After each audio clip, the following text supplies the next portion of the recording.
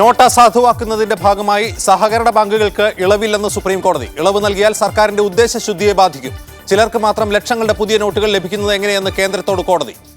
ദേശീയ സംസ്ഥാന പാതകൾക്ക് സമീപത്തുള്ള മദ്യവിൽപ്പന കേന്ദ്രങ്ങൾ അടച്ചുപൂട്ടണമെന്ന് സുപ്രീം കോടതി. നിരോധം ബാറുകൾക്കും ബിയർ പാർലറുകൾക്കും ബാധകം. നിലവിലെ ലൈസൻസ് കാലാവധി വരെ പ്രവർത്തിക്കാം. കോടതി വിധി നടപ്പാക്കുമെന്ന് എക്സൈസ് മന്ത്രി. KSRTCയിൽ നാളെ മുതൽ ശമ്പള വിതരണം തുടങ്ങുമെന്ന് മന്ത്രി AK ശശീന്ദ്രൻ. ശമ്പളത്തിനായി 27.5 കോടിയും പെൻഷനായി 50 കോടിയും KTDFCയിൽ നിന്ന് ലഭ്യമാക്കും. ബാക്കി തുക കണ്ടെത്താൻ ബാങ്കുകളുമായി ചർച്ച തുടരുന്നതായും ഗതാഗത മന്ത്രി. നോട്ട് നിരോധത്തിന്റെ കാലാവധി തീരാൻ ഇനി വെറും 14 ദിവസം മാത്രമാണ് ബാക്കി. ജനങ്ങളുടെ ദുരിതം അതേപോലെ തന്നെ തുടരുന്നു. അതേസമയം 30-ാം തീയതിക്ക് ശേഷം പ്രശ്നങ്ങളെല്ലാം പരിഹരിക്കപ്പെടുമെന്ന് സാമ്പത്തികകാര്യ സെക്രട്ടറി രാജ്യത്തോട് വാഗ്ദാനം ചെയ്യുന്നു.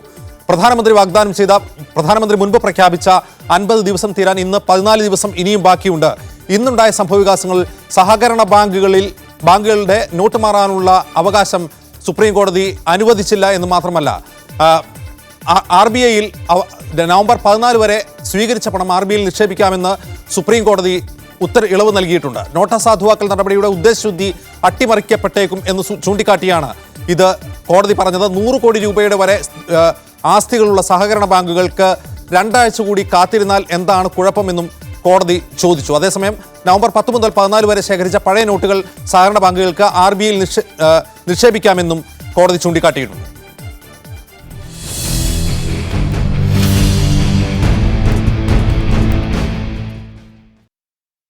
നോട്ട് അസാധുവാക്കലിന്റെ ഭാഗമായി ബാങ്കിംഗ് ഇടപാടുകൾക്ക് ഡിസംബർ 30 വരെയാണ് RBI നിയന്ത്രണം ഏർപ്പെടുത്തിയത്.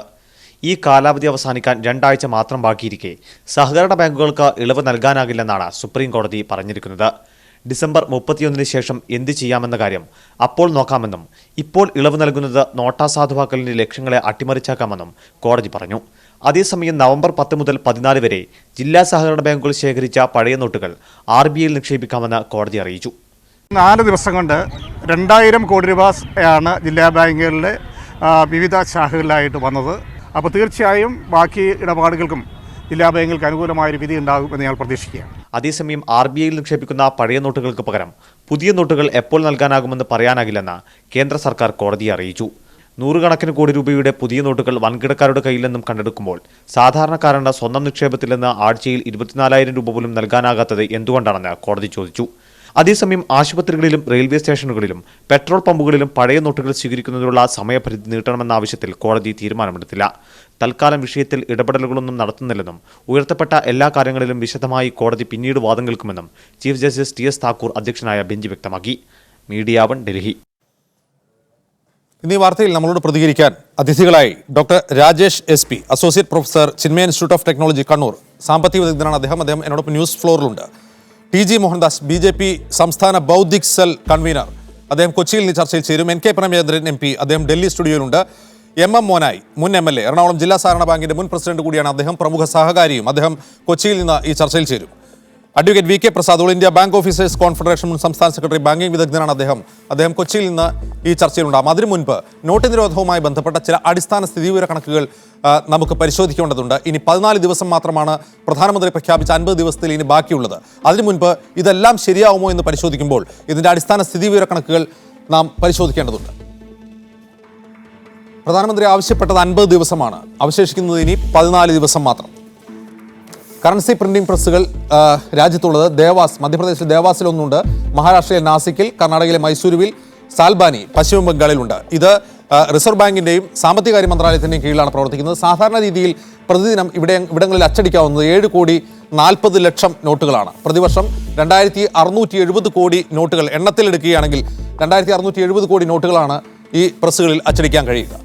പരമാവധി അച്ചടിക്കാവുന്നത് 11,01,00,000 നോട്ടുകളാണെങ്കിൽ 3,70,00,000 നോട്ടുകൾ 24 മണിക്കൂറുകൾ പ്രവർത്തിക്കുകയാണെങ്കിൽ ഇതിൽ അടിക്കാൻ കഴിയും. അസാധുവാക്കിയത് 14.18 ലക്ഷം കോടി രൂപയാണ്. അതായത് നമ്മുടെ മൊത്തം കറൻസി വിനിമയത്തിൻ്റെ 86%. അസാധുവാക്കിയതിൻ്റെ 65% അച്ചടിച്ച് തീർക്കാൻ വേണ്ട സമയം മേൽപ്പറഞ്ഞ കണക്കുകൾ ചൂണ്ടിക്കാട്ടുന്നത് പ്രകാരം 2017 മെയ്യിലെ ഈ അച്ചടി അവസാനിക്കുകയുള്ളൂ. ഇതാണ് നോട്ട് പ്രിന്റ് ചെയ്യുന്നത് സംബന്ധിച്ച ചില അടിസ്ഥാന വിവരങ്ങൾ. ഈ സ്ഥിതിവിവര കണക്കുകൾ മുന്നിൽ വെച്ചുകൊണ്ട് ഇന്ന് ധനകാര്യ സെക്രട്ടറി പറഞ്ഞതുപോലെ ഡിസംബർ 30-നകം ഈ പ്രശ്നങ്ങൾ പരിഹരിക്കപ്പെടുമോ എന്നാണ് നാം ഇന്ന് ചർച്ച ചെയ്യുന്നത്. നമ്മളോടൊപ്പം അതിഥികൾ ഉണ്ട്. ആദ്യം ടി.ജി. മോഹൻദാസിലേക്ക്. ടി.ജി. മോഹൻദാസ്, ഇന്ന് ധനകാര്യ സെക്രട്ടറി പറഞ്ഞത് ഡിസംബർ 30 എല്ലാ പ്രശ്നങ്ങളും പരിഹരിക്കും. അതിനുശേഷം എന്തുണ്ടാവും എന്ന് പറയാൻ കഴിയില്ലെങ്കിലും ഈ പ്രശ്നങ്ങൾ പരിഹരിക്കപ്പെടുമെന്നാണ്.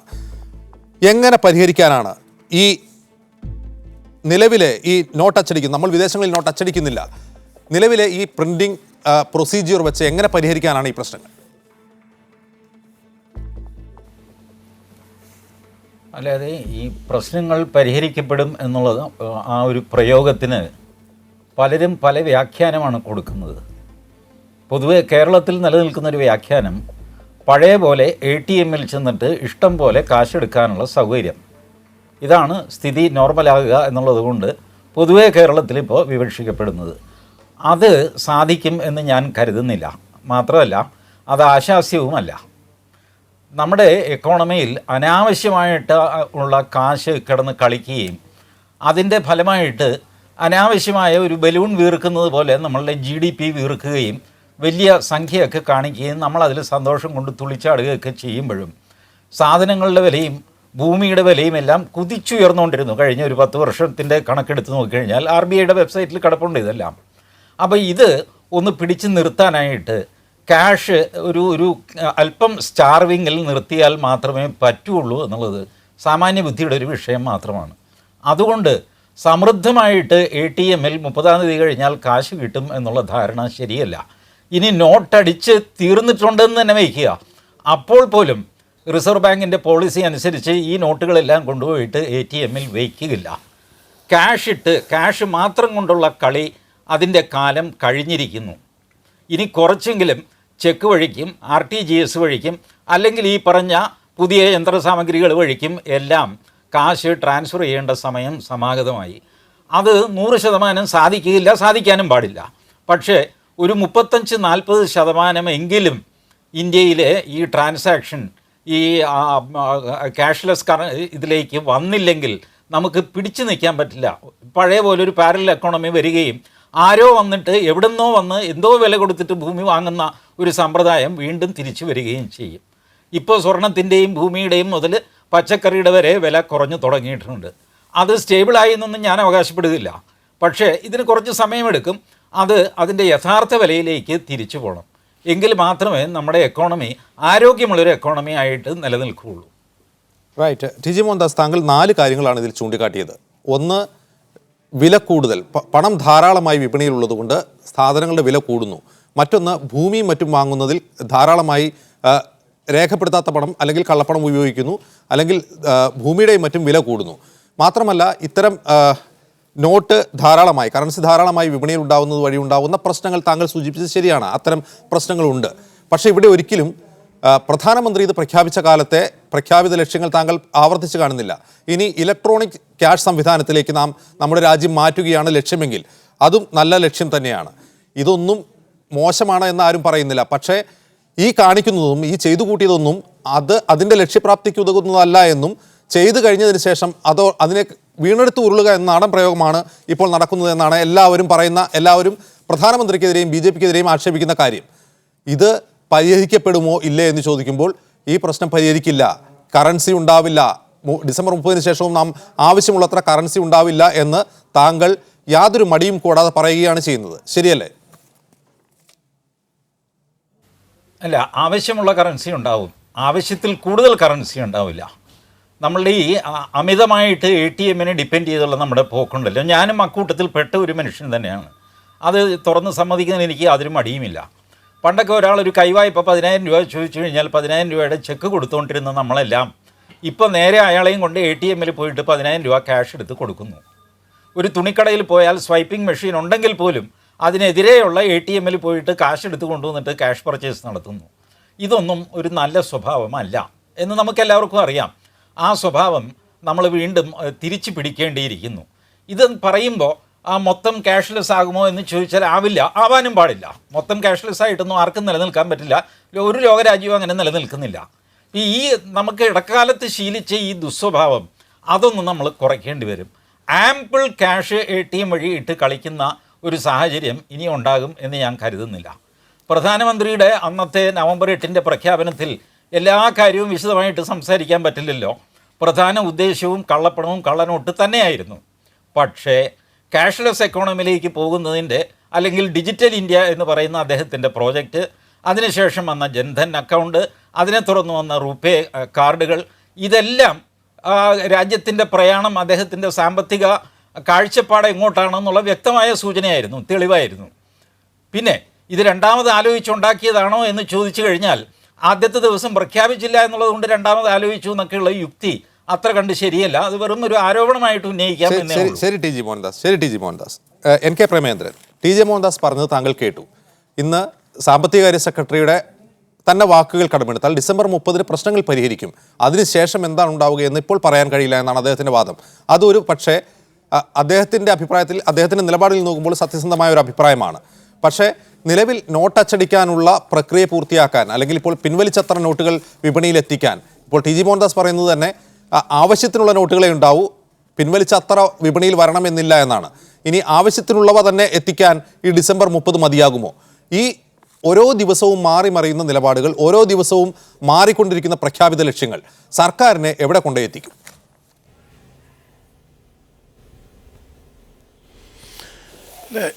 ഇതിൽ ബഹുമാനപ്പെട്ട ശ്രീ മോഹൻദാസ് പറഞ്ഞൊരു കാര്യത്തോടുള്ള എൻ്റെ ശക്തമായ വിയോജിപ്പ് ഞാൻ ആദ്യം പ്രകടിപ്പിക്കുകയാണ്. ഈ ATM-ൽ കാശിട്ട് കളിക്കാൻ ഇനി സമ്മതിക്കില്ല എന്നൊക്കെ പറയുമ്പോൾ എൻ്റെ ഒരു പ്രധാനപ്പെട്ട ചോദ്യം, ഇത്രയും കാലം ലഭിച്ചുകൊണ്ടിരുന്ന ഒരു ആനുകൂല്യം, നിങ്ങൾക്ക് ATM മുഖാന്തരം ഒറ്റ ട്രാൻസാക്ഷനിലൂടെ 10,000 രൂപ പിൻവലിക്കാനുണ്ടായിരുന്ന ഫെസിലിറ്റിയാണ് റിസർവ് ബാങ്ക് ഓഫ് ഇന്ത്യ ഇപ്പോൾ റദ്ദ് ചെയ്തിരിക്കുന്നത്. പ്രധാനമന്ത്രിയും ധനകാര്യമന്ത്രിയും ഒക്കെ പറഞ്ഞത് നോർമൽസി തിരിച്ചു വരും. നോർമൽസി എന്ന് പറഞ്ഞാൽ എന്താണ്? ഡിസംബർ 30 വരെ മാത്രം നിങ്ങൾ ഈ ബുദ്ധിമുട്ടുകളും പ്രയാസങ്ങളും സഹിച്ചാൽ മതി, 30-ന് ശേഷം നോർമൽസി റീഗെയിൻ ചെയ്യാൻ കഴിയും എന്ന് പറഞ്ഞാൽ അതിൻ്റെ അർത്ഥം 30-ാം തീയതി കഴിഞ്ഞാൽ ATM മുഖാന്തരം നേരത്തെ ലഭിച്ചുകൊണ്ടിരുന്നത് പോലെയുള്ള 10,000 രൂപ ലഭിക്കാനുള്ള അവസരം ഉണ്ടാകണം. അതുപോലെ 24,000 രൂപയുടെ റെസ്ട്രിക്ഷൻ മാറാൻ കഴിയണം. അങ്ങനെ ഈ പറയുന്ന 50 ദിവസം രാജ്യത്തിൻ്റെ ബഹുമാനപ്പെട്ട പ്രധാനമന്ത്രി പ്രഖ്യാപിച്ച 50 ദിവസം രാജ്യത്തെ ജനങ്ങൾ മുഖവിലക്കെടുത്തു, വിശ്വാസത്തിലെടുത്തു. അതിൻ്റെ അടിസ്ഥാനത്തിൽ ക്യൂ നിന്നു, എല്ലാ തരത്തിലുള്ള ദുരിതങ്ങളും ബുദ്ധിമുട്ടുകളും പ്രയാസങ്ങളും സഹിച്ചുകൊണ്ട് വളരെ സഹനശക്തിയോടുകൂടി ഇന്ത്യൻ സമൂഹം ആ കാര്യത്തിൽ സഹകരിച്ചു. പക്ഷേ ഇപ്പോൾ ഗവൺമെൻറ്റിൻ്റെ ഭാഗത്തുനിന്ന് പറഞ്ഞില്ലെങ്കിൽ പോലും ഇപ്പോൾ അദ്ദേഹം സംസാരിച്ചതനുസരിച്ചാണെങ്കിൽ ഇനിയും ATM-ൽ നിന്ന് അങ്ങനെ കാശെടുക്കാമെന്ന് ആരെങ്കിലും ധരിക്കുന്നുണ്ടെങ്കിൽ അത് നടക്കാൻ പോകുന്നില്ല എന്ന് പറഞ്ഞു കഴിഞ്ഞാൽ രാജ്യത്തെ ജനങ്ങളോടുള്ള വെല്ലുവിളിയാണ് എന്ന് പ്രതിപക്ഷം ആവർത്തിച്ച് സൂചിപ്പിക്കുന്ന എന്താ പറ്റി? അല്ലെങ്കിൽ നയപരമായ നിലപാടുണ്ടോ? ATM ട്രാൻസാക്ഷൻസ് പരിമിതപ്പെടുത്തണം, അങ്ങനെ ഒരു നയപരമായ നിലപാട് പ്രഖ്യാപിച്ചിട്ടില്ലല്ലോ. അല്ലെങ്കിൽ ബാങ്കിങ് ട്രാൻസാക്ഷൻ്റെ കാര്യത്തിൽ ക്യാഷ് ട്രാൻസാക്ഷൻ, ക്യാഷ് വിത്ഡ്രോവലിന് പ്രത്യേക എന്തെങ്കിലും നിയന്ത്രണങ്ങളോ പരിമിതികളോ ഏർപ്പെടുത്തി? ഈ നിയന്ത്രണങ്ങളും പരിമിതികളും ഇപ്പോൾ ഒക്കെ വന്നിട്ടുള്ളതിൻ്റെ അടിസ്ഥാനപരമായ കാരണം എന്താ? 1000 രൂപയുടെയും 500 രൂപയുടെയും കറൻസി അസാധുവായി പ്രഖ്യാപിക്കപ്പെട്ട പശ്ചാത്തലത്തിൽ പുതിയ കറൻസി ലഭ്യമാകാൻ ആവശ്യമായ നടപടികൾ സ്വീകരിക്കുന്നതുവരെ ഗവൺമെൻറ് പ്രഖ്യാപിച്ച 50 ദിവസക്കാലത്തേക്കുള്ള റെസ്ട്രിക്ഷൻസ് എന്നാണ് പറഞ്ഞത്. ഇപ്പോൾ 50 ദിവസത്തിനകം കഴിഞ്ഞു പോകുമെന്ന് പരോക്ഷമായി ശ്രീ മോഹൻദാസിനെ പോലെയുള്ള ആൾക്കാർ തന്നെ സംസാരിക്കുമ്പോൾ വളരെ വ്യക്തമാണ് ചിത്രം. ഒരു തരത്തിലുള്ള മുന്നൊരുക്കങ്ങളും തയ്യാറെടുപ്പും കൂടാതെ ഏകപക്ഷീയമായി നടത്തിയ പ്രഖ്യാപനത്തിൻ്റെ അനന്തരഫലമാണ് ഒന്ന്. രണ്ടാമത്തെ പ്രധാനപ്പെട്ട പ്രശ്നം, ഈ ഗവൺമെൻറ് ഒരു സോഷ്യൽ ഇമ്പാക്റ്റ് അസസ്മെൻറ്റ് ഈ കാര്യത്തെ സംബന്ധിച്ച് നടത്തിയിട്ടുണ്ടോ? ഇക്കണോമിക് ഇമ്പാക്റ്റ് അസസ്മെൻറ്റ് ഈ കാര്യത്തെ സംബന്ധിച്ച് സാമ്പത്തികമായിട്ടുള്ള പ്രത്യാഘാത പഠനമോ സാമൂഹ്യ പ്രത്യാഘാത പഠനമോ നോട്ട് പിൻവലിക്കൽ പ്രക്രിയയുമായി ബന്ധപ്പെട്ട് ഈ ഗവൺമെൻറ് നടത്തിയിട്ടില്ല എന്നുള്ളത് വളരെ വളരെ വ്യക്തമല്ലേ? ഇപ്പോൾ തന്നെ കഴിഞ്ഞ ആഴ്ച വരെ 27 നോട്ടിഫിക്കേഷൻസ് ആണ്, തുരുതുരയുള്ള നോട്ടിഫിക്കേഷൻസ്. ഒരു നോട്ടിഫിക്കേഷന് പുറമെ, ഒരു വിജ്ഞാപനത്തിന് പുറമെ അടുത്ത വിജ്ഞാപനം. ഓരോ വിജ്ഞാപനങ്ങളും പഴയകാല വിജ്ഞാപനങ്ങൾ അല്ലെങ്കിൽ മുൻകാല വിജ്ഞാപനങ്ങളിലെ പല തിരുത്തലുകളുമാണ്. അവിടെയാണ് ഞാൻ പറഞ്ഞത്, ഇപ്പോൾ സൗദി അറേബ്യയുടെ കാര്യത്തെ സംബന്ധിച്ച് കഴിഞ്ഞ ദിവസം ഓരോ രാജ്യങ്ങളിൽ മുക്കിയതാണ്. അതൊക്കെ വേണമെങ്കിൽ എക്സ്ചേഞ്ച് ഓഫ് നോട്ട്സ് ആണ് എന്ന് വേണമെങ്കിൽ വാദമുഖം ഉന്നയിക്കാം. പക്ഷേ ഇത്രയും ഡ്രാസ്റ്റിക് ആയിട്ടുള്ള അടിസ്ഥാനപരമായിട്ടുള്ള ഒരു ഘടനാപരമായ മാറ്റം മോണിറ്ററി പോളിസിയുടെ കാര്യത്തിൽ, നോട്ടിൻ്റെ കറൻസിയുടെ കാര്യത്തിൽ അല്ലെങ്കിൽ സാമ്പത്തിക രംഗത്ത് സ്വീകരിക്കുമ്പോൾ അവധാനതയോടെ ആലോചനയോടെ ഇതിൻ്റെ പ്രത്യാഘാതങ്ങളെ സംബന്ധിച്ച് എത്ര കാലം കൊണ്ട് നോട്ട് അച്ചടിച്ച് അല്ലെങ്കിൽ നോർമൽസി റിസ്റ്റോർ ചെയ്യാം എന്നതിനെ സംബന്ധിച്ചൊരു വ്യക്തത പ്രധാനമന്ത്രിക്കോ ധനമന്ത്രിക്കോ ഗവൺമെൻറ്റിനോ ഉണ്ടോ? ഇല്ല എന്ന് വേണം. ധനകാര്യ സെക്രട്ടറിക്കുണ്ടോ? റിസർവ് ബാങ്ക് ഓഫ് ഇന്ത്യയുടെ ഗവർണർ കഴിഞ്ഞ ദിവസം നടത്തിയ പ്രസ് ബ്രീഫിംഗിൽ പോലും അദ്ദേഹത്തിന്റെ പോലും കോൺഫിഡൻസ്, അദ്ദേഹത്തിന്റെ ശരീരഭാഷ കാണും നമുക്ക് എല്ലാവർക്കും അറിയാം. അപ്പോൾ അവിടെയാണ് ഞങ്ങൾ ഉന്നയിച്ച വളരെ പ്രധാനപ്പെട്ട, നമ്മളെല്ലാം പരിശോധിക്കുമ്പോൾ കള്ളപ്പണം തടയാനും അതുപോലെ തന്നെ ഫേക്ക് കറൻസി ഇല്ലാതാക്കാനും വേണ്ടിയിട്ടുള്ള നടപടിയാണ് എന്ന് പറഞ്ഞതുകൊണ്ടാണല്ലോ രാജ്യം ഒന്നാകെ ഇതിനെ സ്വാഗതം ചെയ്തത്. പക്ഷേ ഇപ്പോൾ ക്യാഷ്ലെസ് എക്കണോമിയിലേക്കും ഡിജിറ്റൽ ഇന്ത്യയിലേക്കും പോകുന്നതിന് വേണ്ടിയിട്ടാണ് ഇത് എന്ന് വരുത്തി തീർക്കുന്ന നിലയിലാണ് വാദമുഖങ്ങൾ. അവിടെയാണ് ഞങ്ങൾ ഉന്നയിക്കുന്ന പ്രധാനപ്പെട്ട പ്രശ്നം. ഇത് ഇപ്പോൾ എന്ത് പർപ്പസിന് വേണ്ടി തുടങ്ങിയോ ആ പർപ്പസ് നടക്കാൻ കഴിയില്ല എന്ന് വരുമ്പോൾ സ്വാഭാവികമായും ഒരു പുതിയ വാദമുഖവുമായി കഴിഞ്ഞ ദിവസങ്ങളിലൊക്കെ പറയുന്നത്, ഇപ്പോൾ പത്രങ്ങൾ പരസ്യം നോക്കിയാൽ നിങ്ങൾക്കറിയാം, പേടിഎം അടക്കം ഏതാണ്ട് 6ഓളം പുതിയ കമ്പനികളാണ് ഇതുമായി ബന്ധപ്പെട്ട് സമീപകാലങ്ങളിൽ തന്നെ രൂപീകരിച്ചിട്ടുള്ളത്.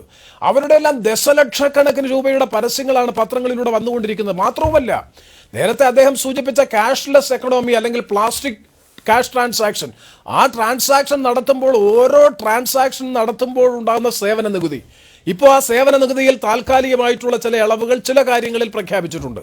പക്ഷേ ഭാവിയിൽ ഈ ക്യാഷ്ലെസ് ട്രാൻസാക്ഷൻ നടക്കുമ്പോൾ വീണ്ടും ജനങ്ങളുടെ ഉറുപ്പികയുടെ മൂല്യം അല്ലെങ്കിൽ അവന്റെ സമ്പാദ്യത്തിന്റെ മൂല്യം വീണ്ടും നഷ്ടപ്പെടുന്നു എന്നുള്ളതാണ് വസ്തുത.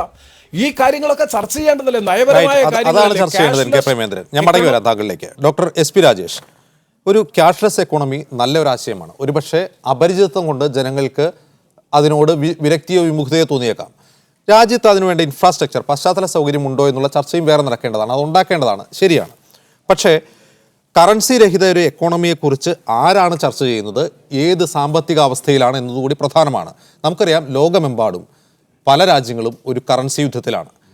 ബോധപൂർവം കറൻസിയുടെ മൂല്യം ഇടിച്ചുകൊണ്ട് ഡോളറിനെതിരെ അല്ലെങ്കിൽ മറ്റേതെങ്കിലും വിനിമയ നിരക്കിനെതിരെയുള്ള ഒരു അപ്രഖ്യാപിത യുദ്ധത്തിലാണ്. മറ്റൊന്ന്, ഇലക്ട്രോണിക്സ് മീൻസ് ഓഫ് ട്രാൻസാക്ഷൻ അല്ലെങ്കിൽ ഇലക്ട്രോണിക് വിനിമയ രംഗത്തേക്ക് രാജ്യം മാറുകയാണെന്ന് കരുതുക. ഇത് നമുക്കറിയാം, പേടിഎമ്മിൻ്റെ ഒരു ഓഹരി ഉടമ അലിബാബയാണ്. ഒന്ന് ഇൻ്റർനെറ്റ് എന്ന് പറയുന്നത്, ഇൻ്റർനെറ്റ് വഴിയുള്ള ക്യാഷ് ട്രാൻസാക്ഷൻ എത്രമാത്രം അരക്ഷിതമാണ് എന്നുള്ളത് നമുക്കെല്ലാം അറിയാം. മറ്റൊന്ന്, ഇത് കൃത്യമായി സർവേലൻസ് ഉണ്ട്. ഈ സർവേലൻസ് ഭരണകൂടം മാത്രമല്ല ഈ നിരീക്ഷണം നടത്തുന്നത്. രാജ്യത്തെ പൗരൻ എന്തെല്ലാം കാര്യങ്ങൾ വാങ്ങുന്നു, എന്തിനെല്ലാം പണം ചെലവഴിക്കുന്നു എന്ന് ഭരണകൂടം മാത്രമല്ല, വിപണി ശക്തികളും അത് കാത്തിരിക്കുകയാണ്, നോക്കിയിരിക്കുകയാണ്. അത് അവർക്ക് വലിയ പ്രയോജനം നൽകുന്ന ഒന്നുമാണ്. ഈ ക്യാഷ്ലെസ് എക്കണോമിയിലേക്കുള്ള ഇന്ത്യ പോലുള്ള ഒരു വലിയ രാജ്യത്തിൻ്റെ 120 കോടി ജനസംഖ്യയുള്ള ഒരു രാജ്യത്തിൻ്റെ മാറ്റം ആർക്ക് ഗുണം ചെയ്യാനാണ്? ഇതിൽ പ്രാഥമികമായിട്ട് ഞാനൊരു കാര്യം സൂചിപ്പിക്കാൻ ഇഷ്ടപ്പെടുകയാണ്. ഇന്ത്യക്ക് വളരെ പെട്ടെന്ന് ഒരു ക്യാഷ്ലെസ് ആയിട്ടുള്ള ഒരു ഇതിലേക്ക് നീങ്ങാൻ പറ്റുമെന്നൊന്നും ഞാൻ കരുതുന്നില്ല. പക്ഷെ അത് വളരെ ക്രമമായിട്ട്, അതായത് വളരെ സിസ്റ്റമാറ്റിക് ആയിട്ട് ആ ഒരു ക്രമത്തിലേക്ക് നമ്മൾ എത്തേണ്ടതായിട്ടുള്ളൊരു ആവശ്യം വളരെ അധികമാണ്.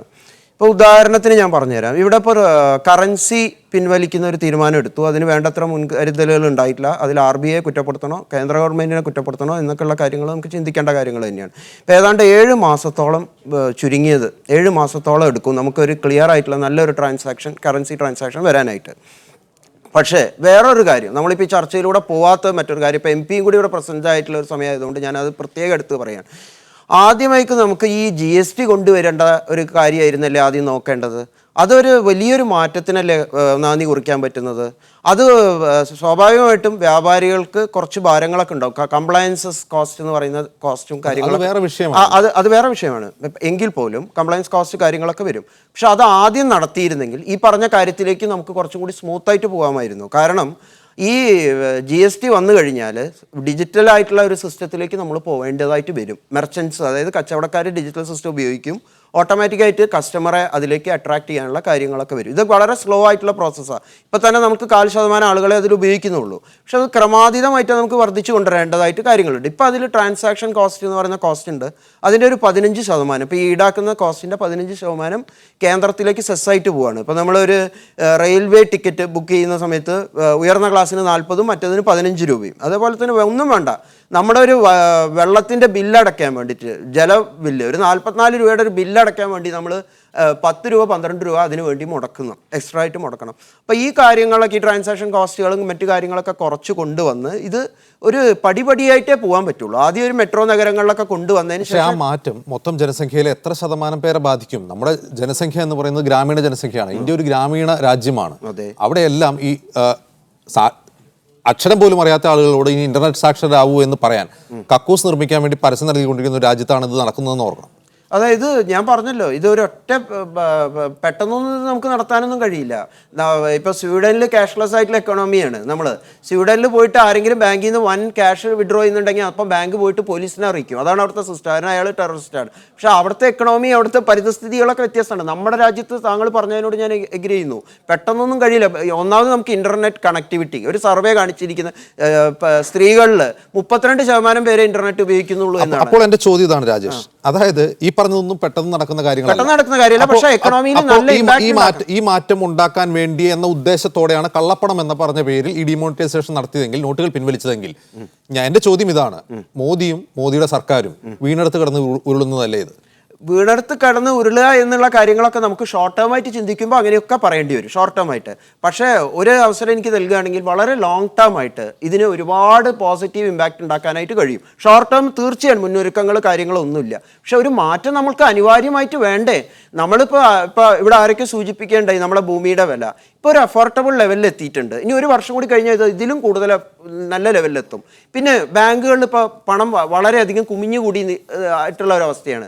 ബാങ്കുകളുടെ റേറ്റ് കുറയും. താങ്കൾ ആലോചിക്കും, സാധാരണ ജോലി ചെയ്യുന്ന ആളുകൾക്ക് ഒരു നല്ലൊരു EMI റേറ്റ് കിട്ടുകയാണെങ്കിൽ, ഒരു ഹൗസിംഗ്, അഫോർഡബിൾ ആയിട്ടുള്ള ഒരു ഹൗസിംഗ്, ഇതൊക്കെ നമ്മൾ വിദൂര സ്വപ്നങ്ങളായിരുന്നില്ല. ശരിയാണ് രാജേഷ്. അഡ്വക്കേറ്റ് VK പ്രസാദ്, ഇവിടെ ഇദ്ദേഹം ചൂണ്ടിക്കാണിച്ച കാര്യം, ഇതിനോട് സമാനമായ ഒരു കാർട്ടൂൺ സോഷ്യൽ മീഡിയയിൽ ധാരാളം പ്രചരിക്കുന്നുണ്ട്.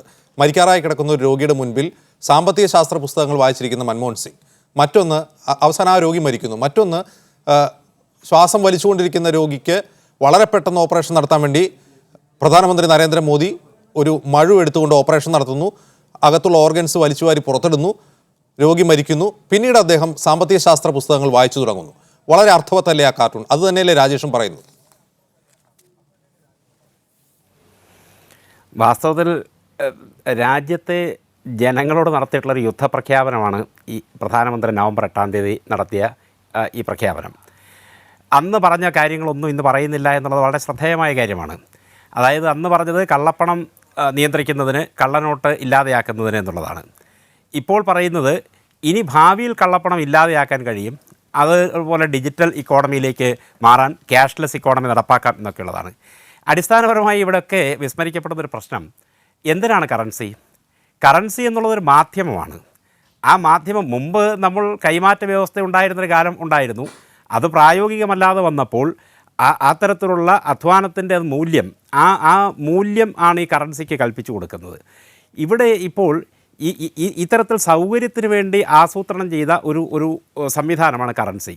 ഈ കറൻസിയെ സംബന്ധിച്ചിടത്തോളമുള്ള നമ്മുടെ രാജ്യത്തെ ഏറ്റവും പ്രധാനപ്പെട്ട കാര്യം എന്താണെന്ന് വെച്ചാൽ, നമ്മുടെ 98% ഇടപാടുകളും കറൻസി അധിഷ്ഠിതമാണ്. 98% കറൻസി അധിഷ്ഠിതമാകാൻ കാരണം 98% ആളുകളും കള്ളപ്പണക്കാരായതുകൊണ്ടോ അല്ലെങ്കിൽ ഇവിടുത്തെ ജനങ്ങളിൽ മഹാഭൂരിപക്ഷത്തിൻ്റെ കള്ളപ്പണം ഉള്ളതുകൊണ്ടോ അല്ല, മറിച്ച് ജനങ്ങളെ സംബന്ധിച്ചിടത്തോളം അവർ അഷ്ടിക്ക് ഇര തേടി രാവിലെ മുതൽ വൈകുന്നേരം വരെ അധ്വാനിച്ച് ഈ വൈകുന്നേരം ഈ കിട്ടുന്ന പണം കൊണ്ട് അരിയും സാമാനങ്ങളും വാങ്ങിക്കേണ്ടി വരുന്ന ഒരു ഭൂമികയിലാണ് നമ്മുടെ രാജ്യം കടന്നു പോകുന്നത്. അല്ലെങ്കിൽ അത്തരത്തിലുള്ള സമ്പദ് വ്യവസ്ഥയാണ് നമ്മുടേത് എന്നുള്ളതാണ് അടിസ്ഥാന പ്രശ്നം. അപ്പോൾ ജനങ്ങളുടെ കയ്യിൽ ഉള്ള പണത്തിൻ്റെ ലഭ്യതയില്ലായ്മ കൊണ്ടാണ് കറൻസി അധിഷ്ഠിതമായ ഒരു സമ്പദ് വ്യവസ്ഥ നിലനിൽക്കേണ്ടി വരുന്നത്.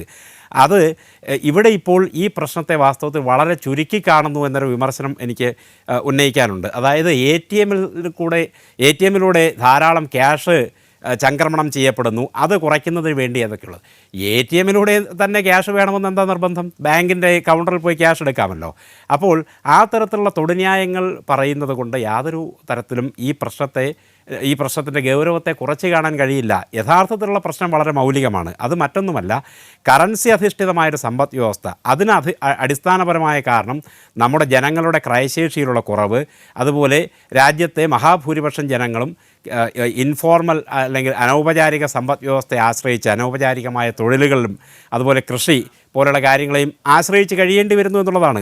ആ സാമൂഹ്യ വ്യവസ്ഥയ്ക്ക് ഒരു മാറ്റം വരുത്താൻ കഴിയാതെ, അല്ലെങ്കിൽ അതിനും അടിസ്ഥാനപരമായി മാറ്റം വരുത്താതെ ഇവിടെ കറൻസി സമ്പ്രദായം നിരോധിച്ചുകൊണ്ട് പൂർണ്ണമായിട്ടും ക്യാഷ്ലെസ് ഇക്കോണമിയിലേക്ക് മാറുക, അല്ലെങ്കിൽ പരമാവധി ഇടപാടുകൾ ക്യാഷ്ലെസ് സിസ്റ്റത്തിലേക്ക് മാറ്റുക എന്നൊക്കെ പറയുന്നത് വാസ്തവത്തിൽ കുതിരയ്ക്ക് മുമ്പിൽ വണ്ടിയെ കെട്ടുന്നതിന് തുല്യമാണ്. നമ്മുടെ സമ്പദ് വ്യവസ്ഥയുടെ ആരോഗ്യം മെച്ചപ്പെടുത്തട്ടെ, ഇവിടുത്തെ ജനങ്ങളുടെ ക്രയശേഷി മെച്ചപ്പെടുത്തട്ടെ, ഇവിടുത്തെ തൊഴിലില്ലായ്മയ്ക്ക് അറുതി വരുത്തട്ടെ, ഈ തരത്തിലുള്ള പ്രാഥമികമായ കാര്യങ്ങൾ. അതുപോലെ നേരത്തെ റിയൽ എസ്റ്റേറ്റിൻ്റെ വിലയെ സംബന്ധിച്ച് മറ്റും പരാമർശങ്ങളുണ്ടായി. യഥാർത്ഥത്തിലുള്ള പ്രശ്നം എന്താ? രാജ്യത്ത് കള്ളപ്പണം പെരുകുകയാണ്. ഈ കള്ളപ്പണം എന്ന് പറയുന്നത് ബ്ലാക്ക് ഇക്കോണമി, അതിൽ വളരെ ചെറിയൊരു അംശം മാത്രമാണ് പണം. മഹാഭൂരിപക്ഷവും നമുക്കറിയുന്ന പോലെ ആസ്തികളാണ്. ആ ആസ്തികൾ ഇന്ത്യയിൽ തന്നെ സമാഹരിക്കപ്പെടുന്ന പ്രധാന സ്രോതസ്സുകൾ നമുക്കറിയാമല്ലോ. അഴിമതി, അതുപോലെ നിയമവിരുദ്ധമായ മാർഗങ്ങൾ, നികുതി വെട്ടിപ്പ്, ഈ മാർഗങ്ങളൊക്കെ അതേപടി നിലനിൽക്കുകയാണ്. ഈ മാർഗങ്ങളിലൂടെ സമ്പന്നരായ ആളുകൾക്ക് ഇപ്പോഴും പണം സമാഹരിക്കാം. ആ തരത്തിലുള്ള പണം ഇന്ത്യയിൽ സമാഹരിക്കപ്പെടുന്നതിൽ തന്നെ ഏറിയ പങ്കും വിദേശ രാജ്യങ്ങൾ വഴി, നമുക്കറിയുന്ന മൗറീഷ്യസ് റൂട്ട് പോലെയുള്ള റൂട്ടുകൾ വഴി, പാർട്ടിസിപ്പേറ്ററി നോട്ട് വഴി നമ്മുടെ സമ്പദ് വ്യവസ്ഥയിലേക്ക് തിരിച്ചെത്തുന്നു. ആ തരത്തിലുള്ള യാതൊരു തരത്തിലുള്ള പഴുതുകളും അടച്ചിട്ടില്ല, അതടയ്ക്കാൻ ഉദ്ദേശിക്കുന്നുമില്ല. ആലോചിച്ച് നോക്കുക, ഇപ്പോഴും റിയൽ എസ്റ്റേറ്റിൻ്റെയൊക്കെ കാര്യത്തിൽ എന്തെങ്കിലും തരത്തിലുള്ള നിയന്ത്രണങ്ങൾക്കുള്ള ഒരു നീക്കവും ഇവിടെ ഇല്ലല്ലോ. അതുമാത്രമല്ല, സമ്പന്നന്മാരായ ആളുകളെ സംബന്ധിച്ചിടത്തോളം ഇപ്പോൾ ഇവിടെ വളരെ വ്യക്തമായി ഇപ്പോൾ ഈ ഒരു പരീക്ഷണത്തിൽ നിന്ന് ബോധ്യപ്പെട്ടതുപോലെ ഒരു സമ്പന്നൻ പോലും ഒരു ബാങ്കിൻ്റെയും മുമ്പിൽ ഈ നോട്ട് മാറുന്നതിന് വേണ്ടി ക്യൂ നിൽക്കുന്നത് നമ്മൾ കണ്ടില്ല. ഇവിടുത്തെ മഹാഭൂരിപക്ഷം വരുന്ന ജനങ്ങൾ അവരുടെ ജോലിയും കളഞ്ഞ് വെയിലും കൊണ്ട് ഈ വിരലിൽ ചാപ്പ കുത്തുന്നതിന് വേണ്ടി അത് തന്നെയാണ് കോടതിയും ചോദിച്ചത്. ചില ആളുകൾക്ക് മാത്രമേ ഇങ്ങനെയാണ് ഇത്രയധികം നോട്ടുകൾ കിട്ടുന്നതെന്നും സുപ്രീം കോടതി ചോദിച്ചു. ഞാൻ താങ്കളെയും മടങ്ങി വരാം. അഡ്വക്കേറ്റ് എം മോനായി, ഇന്ന് സഹകരണ ബാങ്കുകളെ സംബന്ധിച്ച് സുപ്രീം കോടതി നടത്തിയ പരാമർശം താങ്കളുടെ ശ്രദ്ധയിൽപ്പെട്ട് കാണും. കുറച്ച് ദിവസം കൂടി കാത്തിരുന്നുകൂടെ എന്നാണ് സഹകരണ ബാങ്കുകളോട് ചോദ്യം. 100 കോടി ആസ്തിയുള്ള സഹകരണ ബാങ്കുകൾക്ക് എന്തുകൊണ്ട് കാത്തിരുന്നുകൂടാ എന്ന് ചോദിക്കുന്നു. ഇപ്പോൾ ഇടപെട്ടാൽ അത് സർക്കാരിൻ്റെ ഉദ്ദേശശുദ്ധിയെ തന്നെ ചോദ്യം ചെയ്യലാകുമെന്ന് സുപ്രീം കോടതി നിരീക്ഷിക്കുന്നു. എന്താണ് താങ്കളുടെ പ്രതികരണം?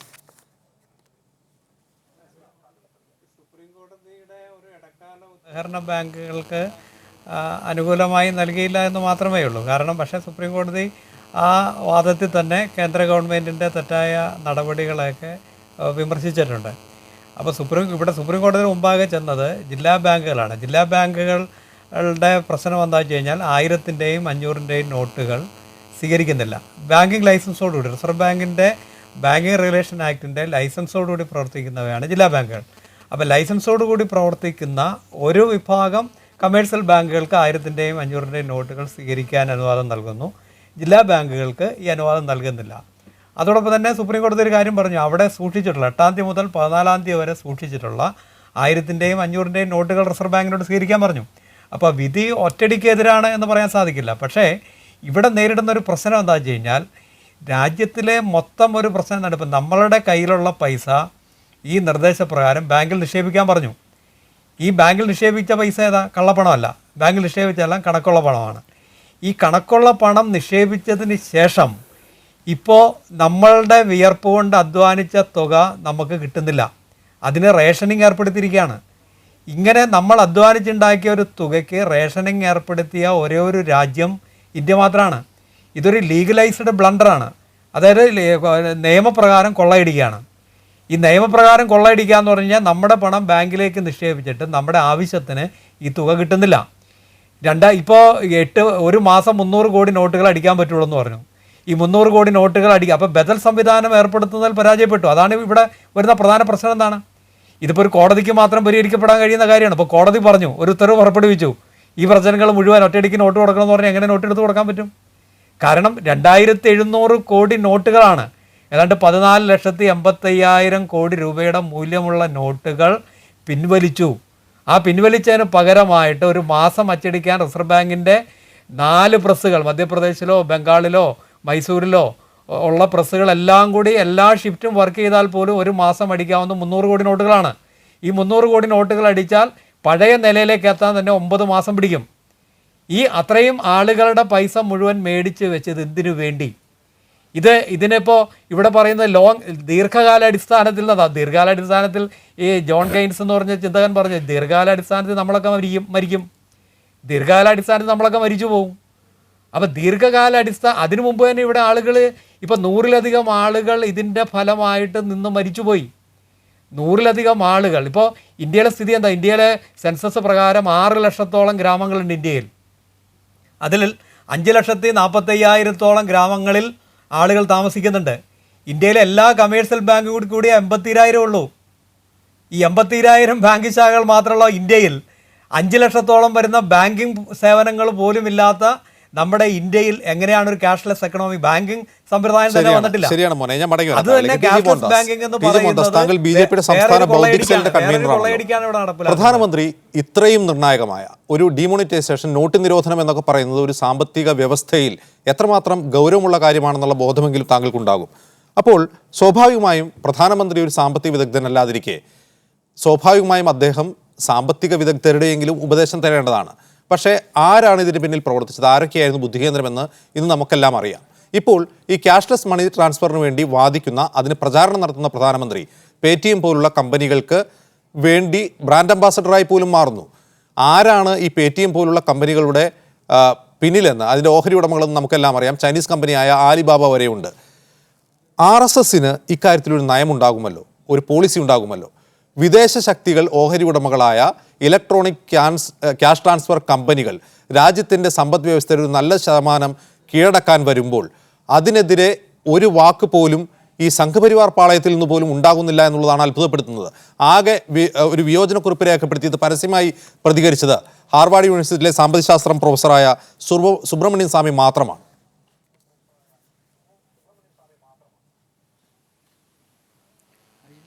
അജിംസെ, ഈ രാജ്യം ഇപ്പോൾ നിൽക്കുന്നത് ഒരു ഫ്ലൂയിഡ് സ്റ്റേറ്റിലാണ്.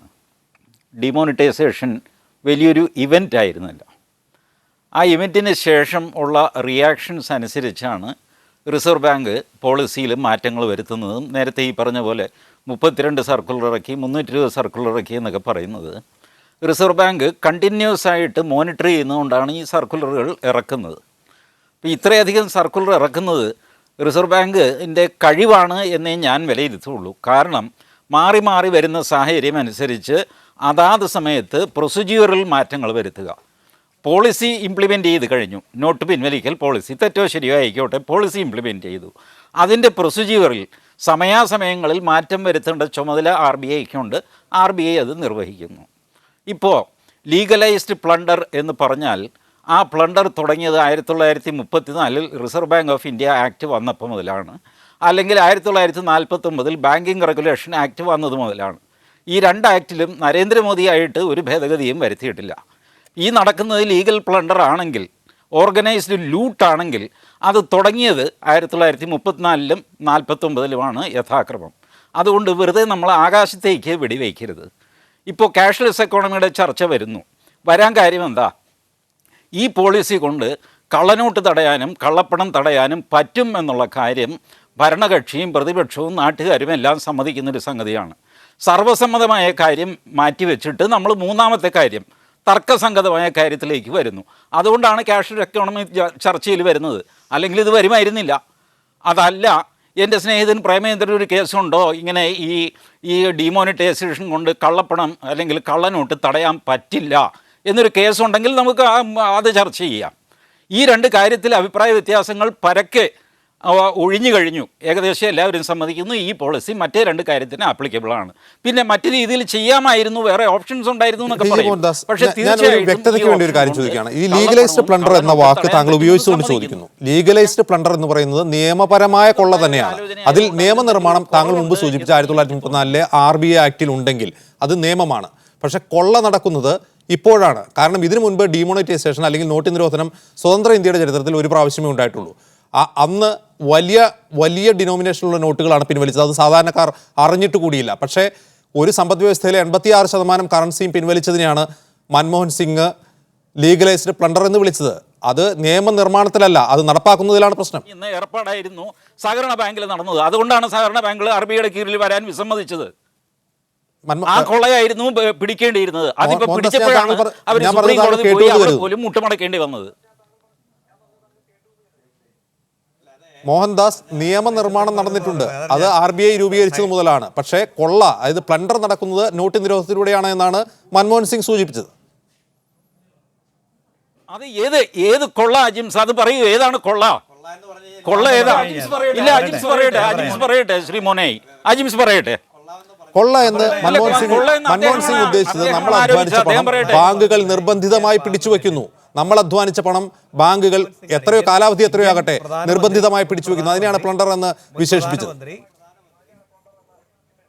മുൻ പ്രധാനമന്ത്രി മൻമോഹൻ സിംഗ് ആണ് ഇത് legal, it is A demonetisation, is A legal plunder on the common people, organised loot എന്നാണ്, ഇറ്റ് ഈസ് എ മോണമെൻ്റൽ ബ്ലണ്ടർ എന്നാണ് മൻമോഹൻ സിംഗ് പാർലമെൻറ്റിൽ പറഞ്ഞത്.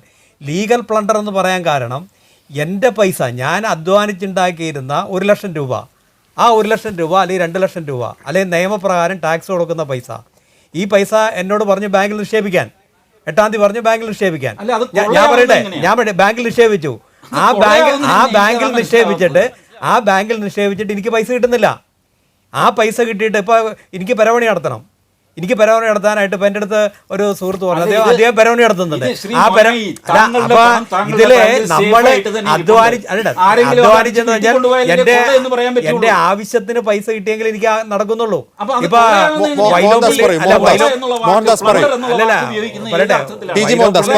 വൈലോപ്പള്ളി മാഷിന്റെ കവിതയുണ്ട്.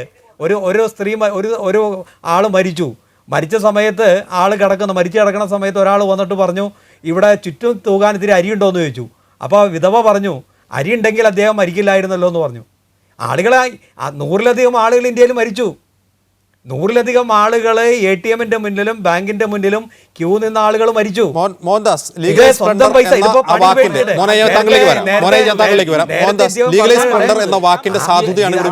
നേരത്തെ അദ്ദേഹം പറഞ്ഞത്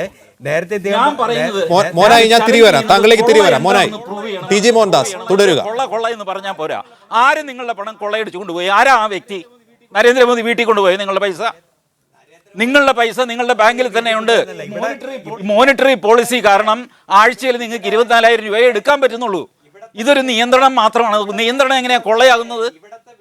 എന്റെ പൈസ ശരി മോഹൻദാസ്, ഞാൻ പറയാം. പ്രേമേന്ദ്രൻ, താങ്കൾ എന്തോ പറയാൻ വന്നിരുന്നു. എനിക്ക് നേരത്തെ മോനെ ഞാൻ വരാം, താങ്കളിലേക്ക് വരാം മോനെ. 3 മണി കഴിഞ്ഞ് ബാങ്കിൽ ചെന്ന് കഴിഞ്ഞാൽ ആരെങ്കിലും പ്രേമേന്ദ്രൻ പറയും കൊള്ളയാണെന്ന് പറയാൻ പറ്റുമോ? പിറ്റേ ദിവസം രാവിലെ ബാങ്ക് തുറക്കുമ്പോൾ വരാൻ പറയും. ഇതെങ്ങനെയാ കൊള്ളയാകുന്നത്? നിയന്ത്രണം എന്ന് വിളിക്കരുത്. നിങ്ങളിപ്പോ ചെയ്യുന്നത് നിങ്ങളുടെ കൊള്ളയടി മറച്ചു വയ്ക്കാൻ വേണ്ടി നിയമപരമായിട്ട് കൊണ്ടുവന്ന നിയന്ത്രണങ്ങളെ മൻമോഹൻ സിംഗ് കൂട്ടുമുണ്ട്. അദ്ദേഹവും കാരണം പറഞ്ഞില്ല, നിങ്ങൾ കാരണം പറയുന്നില്ല. ഇനി ഈ ചർച്ചയിൽ ആരും കാരണം പറയാനും പോകുന്നില്ല. പ്രേമേന്ദ്രൻ തുടരുക. അദ്ദേഹം പ്രധാനപ്പെട്ട ഒരു കാര്യം സൂചിപ്പിച്ചു. റിസർവ് ബാങ്ക് ഓഫ് ഇന്ത്യയാണ് ഈ കൊള്ള നടത്തിക്കൊണ്ടിരിക്കുന്നത്. ഡോക്ടർ മൻമോഹൻ സിംഗ് പറഞ്ഞ ലീഗലൈസ്ഡ് പ്ലണ്ടർ എന്ന് പറയുന്നത് നിയമവിധേയമായി ജനങ്ങൾക്ക് അവകാശപ്പെട്ട സമ്പാദ്യം. ഞാൻ വളരെ വ്യക്തമായി പറയുന്നു, ഇപ്പോൾ ബഹുമാനപ്പെട്ട രാജ്യത്തിൻ്റെ നവംബർ മാസം 8-നാണ് ഈ ഡിക്ലറേഷൻ വരുന്നത്. മോണിറ്ററി പോളിസി ഇവിടെ ഡിക്ലറേഷൻ വരുന്നത് നവംബർ 8-ന്. നവംബർ 10-ന് നിങ്ങൾ ടൈംസ് ഓഫ് ഇന്ത്യ അടക്കമുള്ള ഹിന്ദുസ്ഥാൻ ടൈംസ് ഉൾപ്പെടെയുള്ള ഇന്ത്യയിലെ പ്രചാരമുള്ള മുഴുവൻ ഇംഗ്ലീഷ് പത്രങ്ങളിലും പേടിഎമ്മിൻ്റെ ഫുൾ പേജ് പരസ്യങ്ങൾ പ്രധാനമന്ത്രിയുടെ ചിത്രം സഹിതം പ്രധാനമന്ത്രി Shri Narendra Modi brand അംബാസഡറായിട്ടുള്ള full page പരസ്യങ്ങൾ ഹിന്ദുസ്ഥാൻ ടൈംസിലും ടൈംസ് ഓഫ് ഇന്ത്യ അടക്കമുള്ള പത്രങ്ങളിൽ വന്നു. ഞാൻ ചോദിക്കുന്നു, നവംബർ 8-ന് നോട്ട് പിൻവലിക്കൽ പ്രക്രിയ കഴിഞ്ഞതിന് ശേഷം ഇത്രയും 48 മണിക്കൂറിനുള്ളിൽ മുൻകൂട്ടി തയ്യാറാക്കി വെച്ചതുപോലെയുള്ള പരസ്യങ്ങൾ കൃത്യമായി പബ്ലിഷ് ചെയ്യപ്പെടുന്നു. പ്രധാനമന്ത്രിയും ധനമന്ത്രി അടക്കമുള്ളവർ പേടിഎം ഉൾപ്പെടെയുള്ള പ്ലാസ്റ്റിക് ട്രാൻസാക്ഷനിലേക്ക് പോകാൻ വേണ്ടി ജനങ്ങളെ നിർബന്ധിക്കുന്നു. നേരത്തെ ഇവിടെ സൂചിപ്പിച്ചതുപോലെ പലതരത്തിലുള്ള ഇന്റർനാഷണൽ കമ്പനികളും ഇത്തരം കാര്യങ്ങളിൽ ചൈനീസ് കമ്പനിയുമായി ബന്ധപ്പെട്ട് നമുക്കറിയാം, വിഴിഞ്ഞം തുറമുഖത്തിന് പോലും അനുമതി പല ഘട്ടങ്ങളിൽ കേന്ദ്ര ഗവൺമെന്റ് നിഷേധിച്ചത് സെക്യൂരിറ്റി റീസൺസിന്റെ അടിസ്ഥാനത്തിലാണ്. അത്തരത്തിലുള്ള മൾട്ടിനാഷണൽ കമ്പനികളുടെ വൻതോതിലുള്ള സ്വാധീനവും ഇടപെടലും ഈ മേഖലയിൽ ഉണ്ടാകുന്നു. ഞാൻ കറൻസി ഉപയോഗിച്ച് നടത്തിക്കൊണ്ടിരിക്കുന്ന ധനവിനിയോഗം, എൻ്റെ പണം ഈ പേടിഎം ഉൾപ്പെടെയുള്ള മൾട്ടിനാഷണൽ കമ്പനികൾക്ക് അവരിലൂടെ മാത്രമേ ക്രയവിക്രയം നടത്താനും എൻ്റെ പണം കമ്മീഷൻ മുഖാന്തരം അവർക്ക് ലഭിക്കാനും നിയമവിധേയമായി അവസരം കൊടുക്കുന്നത് ഒരു തരത്തിൽ ജനങ്ങളെ കൊള്ളയടിക്കലാണ് എന്ന കാര്യത്തിൽ ഒരു സംശയവും വേണ്ട. 1. 2, ലീഗലൈസ്ഡ് പ്ലണ്ടർ ആണെന്ന് പറഞ്ഞ ഡോക്ടർ മൻമോഹൻ സിംഗിന്റെ വാദം ഒരു തരത്തിൽ ഇങ്ങനെ, ഇനി ഇതൊരു ഇല്ലീഗൽ നടപടി കൂടിയാണ്. അതിന് ചർച്ച ചെയ്യാൻ സമയമുണ്ടോ എന്ന് എനിക്കറിയില്ല. നേരത്തെ അദ്ദേഹം സൂചിപ്പിച്ചല്ലോ, 1978 അടൽ ബിഹാരി വാജ്പേയിയും ലാൽകൃഷ്ണ അദ്വാനിയും ഉൾപ്പെടെയുള്ള കേന്ദ്രമന്ത്രിമാർ ഉണ്ടായിരുന്ന ശ്രീ മൊറാർജി ദേശായിയുടെ മന്ത്രിസഭ ഇതേ ഡിമോണറ്റൈസേഷൻ പ്രഖ്യാപനം 10,000-ന്റെയും 5,000-ന്റേതും ഉൾപ്പെടെയുള്ള നോട്ടുകൾ പിൻവലിക്കുന്ന ഡിമോണറ്റൈസേഷൻ പോളിസി പ്രഖ്യാപിച്ചു. അങ്ങനെ പ്രഖ്യാപിച്ചത് ടെലിവിഷനിലൂടെ പ്രധാനമന്ത്രി പ്രഖ്യാപിക്കുകയായിരുന്നില്ല. നവംബർ 8 ഒരു വിജ്ഞാപനത്തിലൂടെ പ്രഖ്യാപിക്കുകയായിരുന്നില്ല. ഒരു ഓർഡിനൻസ് മുഖാന്തരം, ordinance means it is a route of legislation, ആ ഒരു നിയമനിർമ്മാണ പ്രക്രിയ മുഖാന്തരമാണ് 1978 നടത്തിയത്. അന്ന് ഒരു കറക്ഷൻ നേരത്തെ അദ്ദേഹം സൂചിപ്പിച്ചോലെ 37 നോട്ടിഫിക്കേഷൻസ് ഇറക്കേണ്ടി വന്നില്ല. അതിനകത്ത് പാർഷ്യൽ യൂസും ഫുൾ യൂസും അതുപോലെ തന്നെ അബോളിഷനുമായി ബന്ധപ്പെട്ട എല്ലാ വിഷയങ്ങളും സംഗ്രഹിച്ചുകൊണ്ടുള്ള ഒരു കോംപ്രിഹെൻസീവ് ലെജിസ്ലേഷൻ ആയിരുന്നു ഓർഡിനൻസ് മുഖാന്തരം 1978 കൊണ്ടുവന്നത്. ഞാൻ ചോദിക്കുന്നു, എന്തുകൊണ്ട് ഒരു ഓർഡിനൻസ് റൂട്ടിലേക്ക് അല്ലെങ്കിൽ ഒരു നിയമനിർമ്മാണ പ്രക്രിയയിലൂടെ നയപരമായിട്ടുള്ള ഈ പരിഷ്കാരം മുൻകാലങ്ങളിൽ മൊറാർജി ദേശായിയും വാജ്പേയിയും LK അദ്വാനി അടക്കമുള്ള പ്രമുഖരായിട്ടുള്ള വളരെ വളരെ പ്രാവീണ്യമുള്ള ഒരു ക്യാബിനറ്റ് ഉണ്ടായിരുന്ന സമയത്ത് സ്വീകരിച്ച റൂട്ട് ഓഫ് ലെജിസ്ലേഷൻ അല്ലെങ്കിൽ അത്തരത്തിലൊരു മാർഗം എന്തുകൊണ്ട് സ്വീകരിച്ചില്ല? അങ്ങനെയാണെങ്കിൽ ഇതിനെ ഇല്ലീഗൽ ടെൻഡർ എന്നുകൂടി വിളിക്കേണ്ടി വരും. പ്രേമേന്ദ്രൻ, ഞാൻ മടങ്ങി വരാം. അതിഥികളിലേക്ക് വളരെ പെട്ടെന്ന് ഒരു ചെറിയ ഇടവേള ആവശ്യമുണ്ട്. അതിഥികളിലേക്ക് മടങ്ങിയെത്താം. ഡോക്ടർ രാജേഷ്, ഇവിടെ ഒരു ക്യാഷ്ലെസ് എക്കണോമിയെക്കുറിച്ച് പറയുന്നു. ക്യാഷ്ലെസ് എക്കണോമി ഉണ്ടായി വരുന്നത് നല്ലതാണ്, ഒരു ദീർഘകാല അളവിൽ നല്ലതാണ് എന്നൊക്കെ പറയുന്നു. പക്ഷേ അതിനാവശ്യമായ ഒരു സ്ട്രാറ്റജി രൂപീകരിക്കേണ്ടതായിരുന്നില്ലേ? ഇത് മൊത്തം കയോസ്, മൊത്തം കുഴപ്പമാണ് ഓരോ ദിവസവും കാണുന്നത്. ഓരോ ദിവസവും കുഴപ്പത്തിൽ നിന്ന് കുഴപ്പത്തിലേക്ക് പോകാതിരിക്കാൻ ഓരോ ദിവസവും റിസർവ് ബാങ്ക് ഓരോ നോട്ടിഫിക്കേഷൻ ഇറക്കുന്നു. ഇന്ന് എന്താണ് നോട്ടിഫിക്കേഷൻ എന്ന് ആലോചിച്ചുകൊണ്ടായിരിക്കും ഓരോ പൗരനും രാവിലെ എഴുന്നേൽക്കുന്നത്. ഈ ഒരു ദീർഘകാല പദ്ധതി, ഒരു ദീർഘദർശിത്വം ഇതിലെവിടെയാണ് കാണാൻ കഴിയുന്നത്? ഇത് ഇപ്പോൾ താങ്കൾ സംസാരിച്ച കാര്യങ്ങൾ ഒക്കെ ഒരു ഷോർട്ട് ടേം ട്രെൻഡിൽ മാത്രമേ എനിക്ക് കാണാൻ പറ്റുള്ളൂ. ആരും ഇപ്പോൾ ഇവിടെ ഒരു അഭിപ്രായം പറയേണ്ടതായിട്ടുണ്ട്. ലോങ് ടേം എന്ന് പറഞ്ഞാൽ നമ്മൾ മരണപ്പെട്ടു പോകല്ലോ എന്ന്.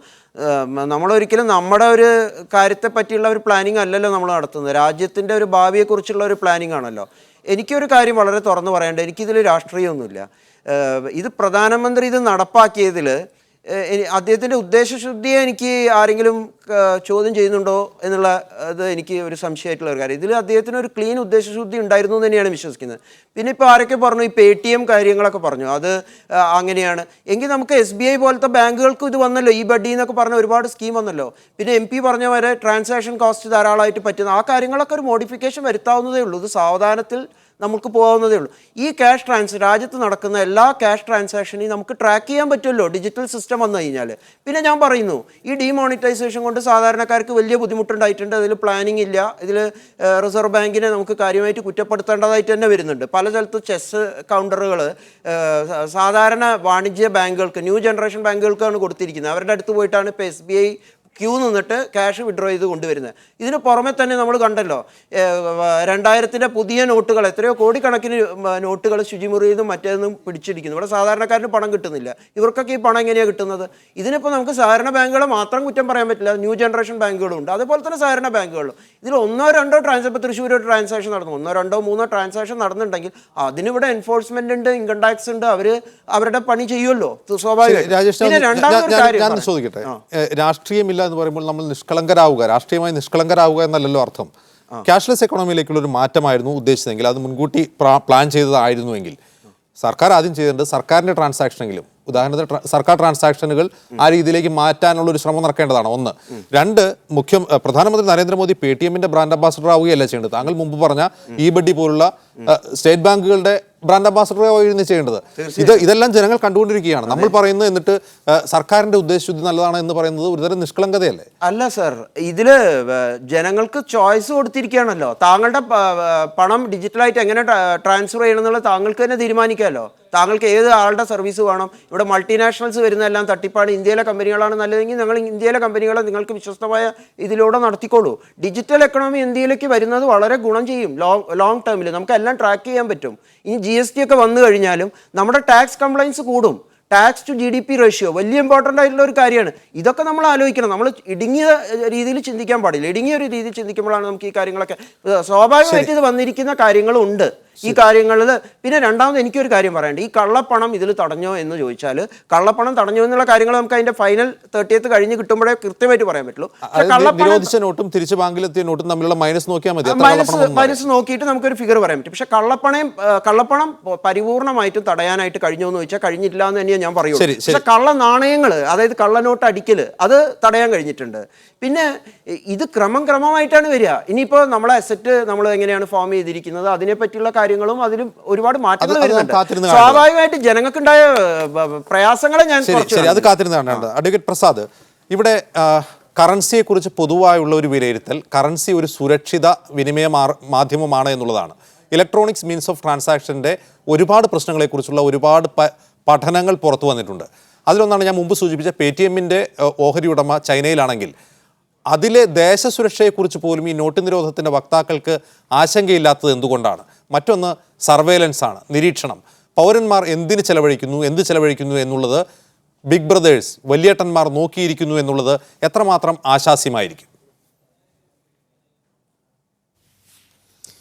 ഈ ക്യാഷ്ലെസ് ഇക്കോണമി എന്നുള്ളത് ആ ആശയത്തിൻ്റെ ഒരു ശാസ്ത്രീയതയെ സംബന്ധിച്ച് ആർക്കും എതിരഭിപ്രായമില്ല.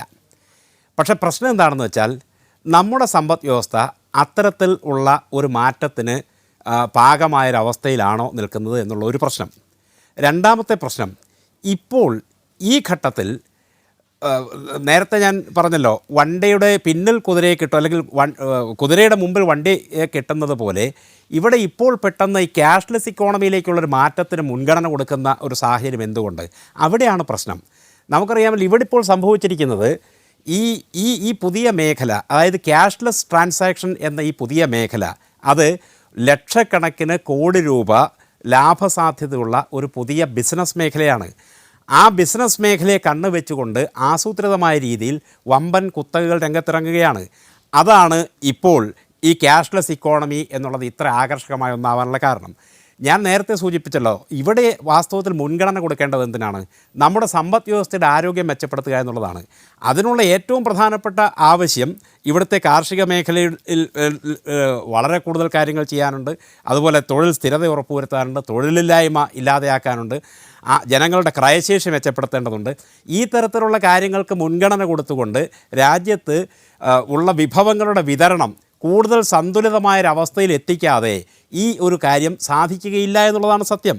അത് മറച്ചു വെച്ചുകൊണ്ട് ഈ ഡിജിറ്റൽ ഇക്കോണമിയിലേക്കുള്ള മാറ്റത്തിന് വേണ്ടിയാണ് ഇപ്പോൾ ഇത് പെട്ടെന്ന് ചെയ്തിരിക്കുന്നത് എന്ന് പറഞ്ഞാൽ, ഇത് ഡിജിറ്റൽ ഇക്കോണമി അല്ലെങ്കിൽ ക്യാഷ്ലെസ് ഇക്കോണമി, ക്യാഷ്ലെസ് ട്രാൻസാക്ഷൻ എന്നുള്ളത് ഇപ്പോൾ നേരത്തെ പറഞ്ഞ പേടിഎം പോലെയുള്ള സ്വകാര്യ കുത്തകകൾ, അതായത് ഏത് പുതിയ ടെക്നോളജിയെയും ജാമ്യത്തടവിൽ പിടിച്ചുകൊണ്ട് സ്വന്തം ലാഭം പെരുപ്പിക്കുന്നതിന് വേണ്ടി ഉപയോഗിക്കുന്ന കുത്തകകൾ, ആ കുത്തകകളുടെ ഒരു ഏജൻസി പണിയാണ് സർക്കാർ ചെയ്തതെന്ന് പറയേണ്ടി വരും. അതാണ് ഇവിടെ സംഭവിച്ചിരിക്കുന്നത്. സർക്കാർ ആരുടെ പ്രതിനിധിയാണ്? ജനങ്ങളുടെ പ്രതിനിധിയാണ്. ആ ഒരു റോളല്ല ഇവിടെ നിർവഹിക്കപ്പെടുന്നത്.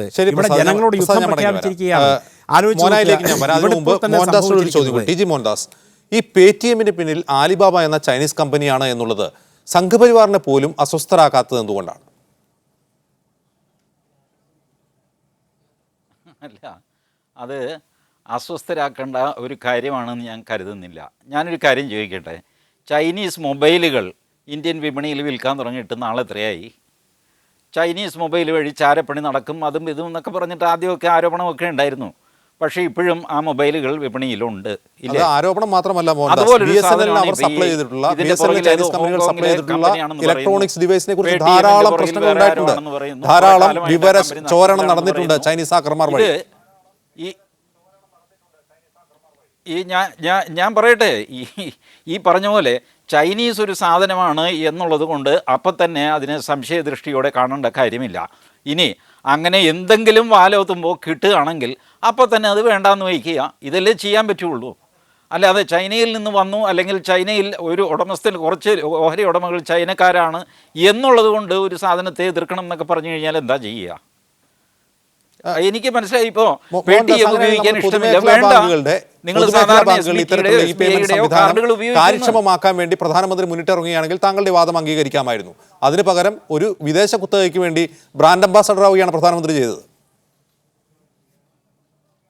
അല്ല, അത് ഞാൻ പറയട്ടെ, ഞാൻ ഉപയോഗിക്കുന്നത് പേടിഎം ആണ്, അതുകൊണ്ട് നിങ്ങളും എല്ലാം ഉപയോഗിക്കണം. ഞാൻ കുളിക്കുന്നത് ലെക്സ് ഒപ്പിട്ടാണ് എന്നൊക്കെ സിനിമാ നടി പറയുന്ന പോലെ പ്രധാനമന്ത്രി പറഞ്ഞോ? എനിക്കറിയില്ല. എനിക്കറിയാവുന്നിടത്തോളം അങ്ങനെ പറയണോ മോഹൻദാസ്?